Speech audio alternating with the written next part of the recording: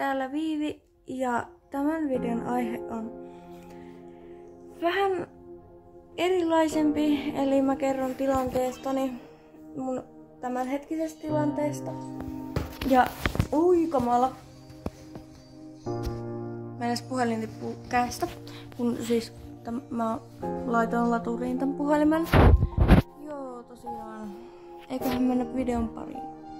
Eli minä 18-vuotias Viivi opiskelen Kaolla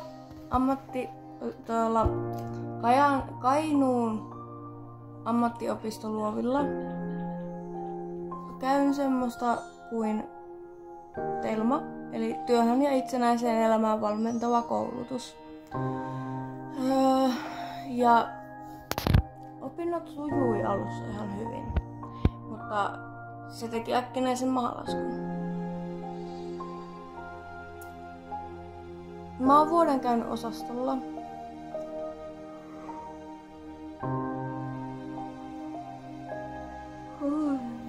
Ja pari viikkoa sitten siirryin psykiatriselle osastolle. No, nyt niitä osastojaksoja ei oo. Ja olen vähän sad, koska mä en voi hyvin. Mulla on tosi pahoja pelkotiloja itsellä, kuten mä en mä en uskalla olla yksin pimeällä enää.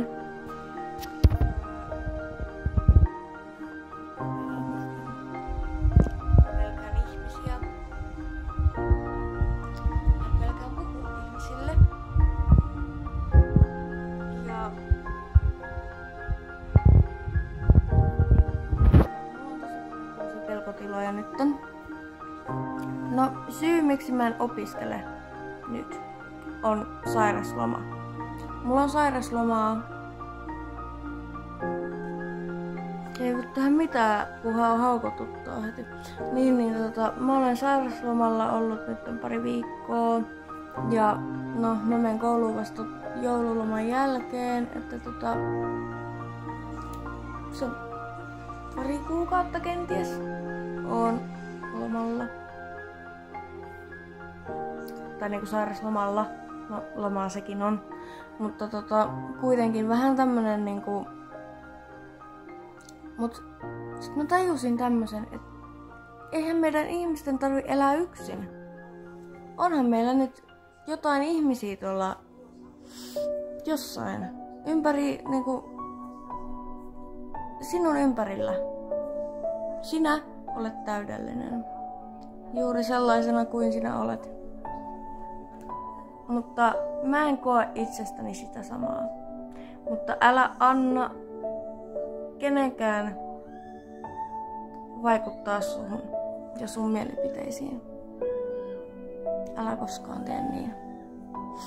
Älä ole kuin minä. Saat heti pelkotiloja. Mulla on harhoja.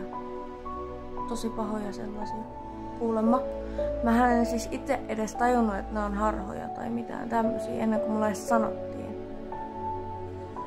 No.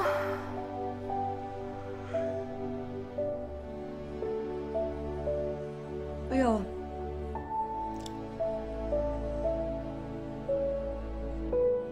Niin. Mä en siis todellakaan tiennyt että ne on harhoja tai mitään semmosia. Ennen kuin mulle sanottiin, että joo, että sä et todellakaan ole tappanut ihmistä. Koska jos olisit nyt mun edes tappanut ihmisen, niin oisin mä nähnyt. Mut kun ei kukaan ole nähnyt, vaikka mä oon väittänyt, että sä näit. Mut kun ei ole. Enkä mä halua kellekään pahaa.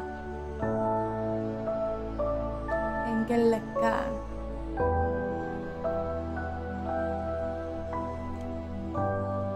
Ja se syy miksi mä tein tämän videon on se, että mä haluan purkaantua. Mulla ei ole tällä hetkellä ihmistä, kelle mä voin purkaantua. Ei ketään. Ja tämä on siis mulle tosi vaikeeta kertoa, koska jotkut ihmiset suhtautuu näihin ongelmiin tosi huonosti. Ja tosi semmosella tavalla, että sä et oo mitään, että noi ongelmat ei oo mitään mun ongelmiin verrattuna tai jotain tämmöstä. Mut kun ne on mun ongelmia, ne ei oo sun ongelmia. Joten pidä huoli please omista asioista. Koska oli sulla ongelmia tai ei, niin sä oot aina yhtä tärkeä. Niin kuin kaikki ihmiset.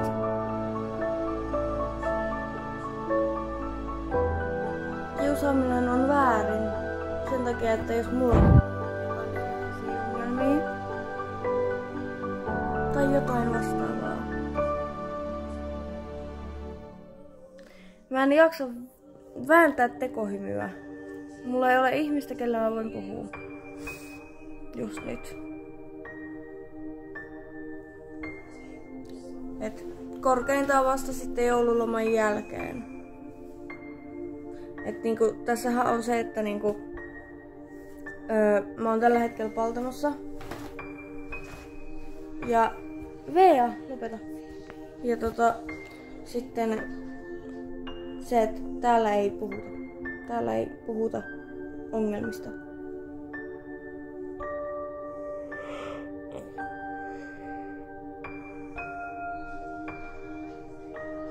Et täällä ei kuunnella.